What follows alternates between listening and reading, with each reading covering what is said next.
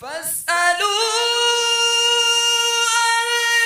الذكر إن كنتم لا تعلمون۔ تو اے لوگو علم والوں سے پوچھو اگر تمہیں علم نہ ہو۔ صلوا علی الحبیب صلی اللہ علی محمد صلی اللہ علیہ وسلم۔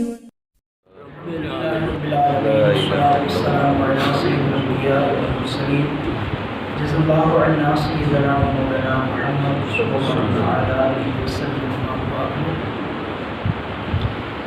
آج کیا تاریخ ہے؟ 17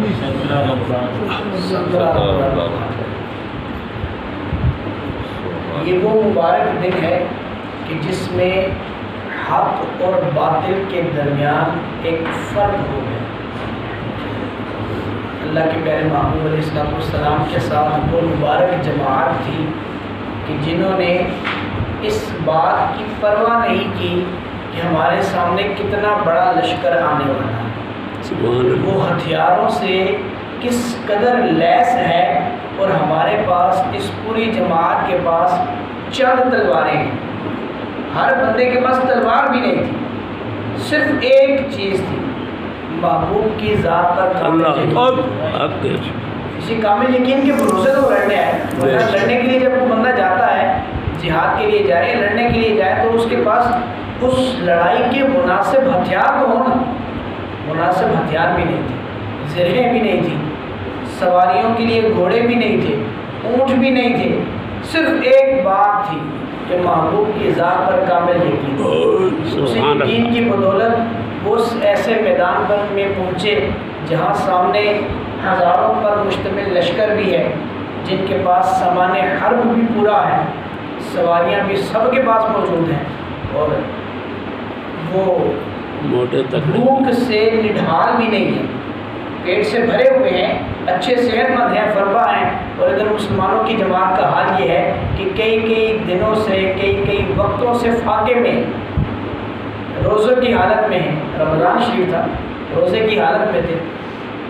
اللہ اس مبارک جماعت نے ان کے ساتھ لڑائی کر کے، جہاد کر کے ہمیں یہ سبق دیا کہ ہم نے ہمیشہ کس بات پر یقین رکھنا ہے؟ اسباب پر نہیں، سب پہ بل اسباب پر یقین۔ اللہ تبارک و تعالیٰ کی ذات پر یقین رکھیں، اللہ کی عطا سے اللہ کے محبوب پر یقین رکھیں۔ جب یہ دو ہمارے ساتھ ہیں تو پھر ہمیں کسی تیسرے کی حاجت نہیں، چاہے ہمارے پاس ہتھیار ہے یا نہیں۔ اللہ ان مبارک جماعت کے صدقے میں ہمارے ایمان میں وہ پختگی عطا فرمائے۔ اس تعلق سے یہ بات ہمارے ذہن میں رہے کہ یہ مبارک جماعت تھی، کچھ تو اس میں سے شہید ہو گئے، کچھ جو بچ گئے، جو واپس آئے، ان کے فضائل اتنے ہیں کہ ہماری شمار سے باہر۔ ان کی سب سے بڑی فضیلت، اور وہ اس قدر بڑی فضیلت ہے کہ اللہ کے محبوب نے فرمایا بدری صحابہ کے بارے میں، جو بدر کے میدان میں جنگ کر کے آئے، ان کے بارے میں حضور نے فرمایا کہ آج کے بعد تم جو مرضی کرو۔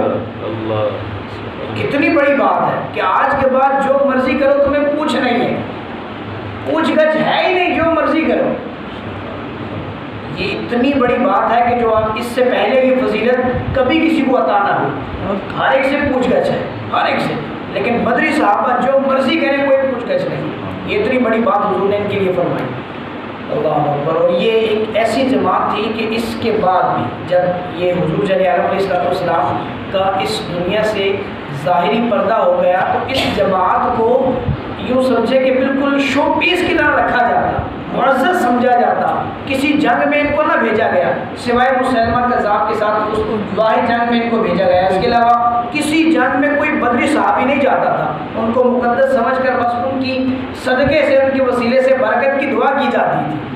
یہ بزرگوں سے برکت لینے کا طریقہ ہمیں صحابہ نے سکھایا کہ یہ بدری صحابہ ہیں، ان سے بس ان کے وسیلے سے دعائیں مانگو۔ اور جو اس جماعت کے جو مقدس ترین لوگ اس جنگ میں شہید ہوئے، ان کے بارے میں علماء لکھتے ہیں، صحابہ صوفیاء لکھتے ہیں کہ ان صحابہ کا نام لے کر ان 14 صحابہ کا وسیلہ پیش کر کے جو دعا مانگی جائے گی وہ پوری ہو جائے، جو دعا مانگی جائے گی وہ پوری ہو۔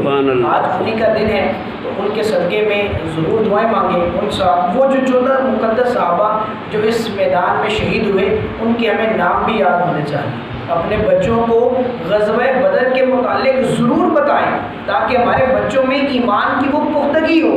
پھر اسی دن کے اندر ایک اور، یہ تو اصحاب بدر اور غزوہ بدر کے بارے میں تو ہم عموماً سنتے ہیں 17 رمضان مبارک کو، لیکن جن 2 لوگوں کا تذکرہ ہم نہیں سنتے، کیوں نہیں سنتے بھائی؟ یا جو بتانے والے ہیں وہ بتاتے کیوں نہیں؟ کیوں پوز رکھا جاتا ہے؟ ایک اس 17 رمضان مبارک کو اللہ اکبر حضور جانی عالم علیہ السلام کی محبوب زوجہ حضرت صدیقہ بنت صدیق، حضرت سیدنا عائشہ صدیقہ رضی اللہ تعالی عنہا، ان کا بھی یوم وصال اسی 17 رمضان مبارک کو، اور یہ وہ مبارک محترم مقدس ہستی ہیں کہ عورتوں کے جو مسائل آج ہم پڑھتے پڑھاتے ہیں، عورتوں تک جو باتیں ہم پہنچاتے ہیں، اس کا ایک کثیر حصہ ان سے روایت کرتا ہے۔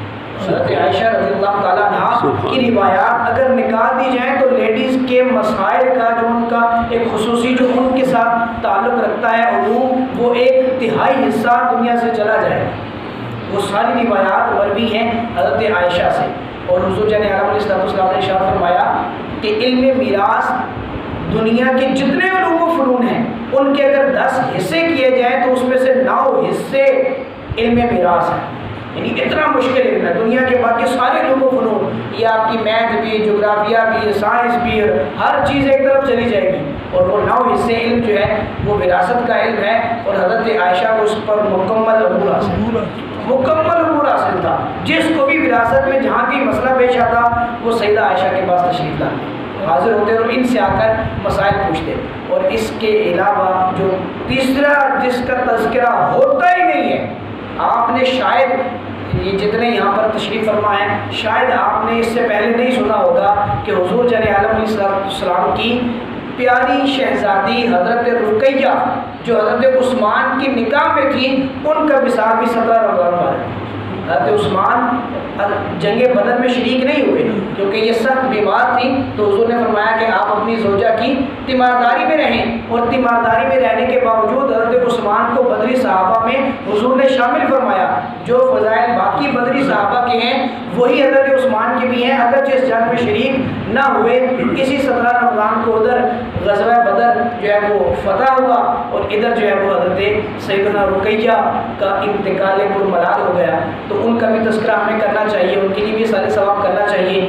آج رات کو جب آپ افطاری کے لیے بیٹھیں، آپ کے سامنے جو آپ کے روزمرہ کے آپ جو گھریلو چیزیں بناتے ہیں، اگر اس میں کوئی ایک آدھی ڈش جو ہے اس کا اضافہ کر لیجئے، کوئی میٹھا بنا لیجئے، یا کوئی بھی چیز بنانا چاہے، نہ بھی بنانا چاہے تو جو موجود ہے آپ کے پاس اس کو سامنے رکھ کر ان اصحاب بدر کے لیے، حضرت سیدہ عائشہ کے لیے اور سیدہ رقیہ رضی اللہ تعالیٰ عنہم، ان سب کے لیے جو ہے وہ آپ دعا کیجیے، اصالِ ثواب کیجیے۔ ان کو اصالِ ثواب کرنے کا مطلب یہ ہے کہ اپنا نام ان کے غلاموں میں لکھوانا، اگرچہ یہ وہ مقدس لوگ ہیں کہ اگر ہم ان کو اصالِ ثواب نہ بھی کریں تو ان کے درجات تو بلند و بالا ہیں، کہ ایک جو ہے وہ حضور کی زوجہ ہیں، دوسری حضور کی بیٹی ہیں، اور دوسرے جو ہے وہ اصحاب بدر ہیں، لیکن اگر ہم ان کو اصالِ ثواب کریں گے تو ہمارا اپنا مقدر چمکے گا۔ اللہ مجھے اور آپ کو ان مقدس ہستیوں کے ساتھ سچی پکی محبت نصیب فرمائے اور ان کے نقش قدم پر چلنے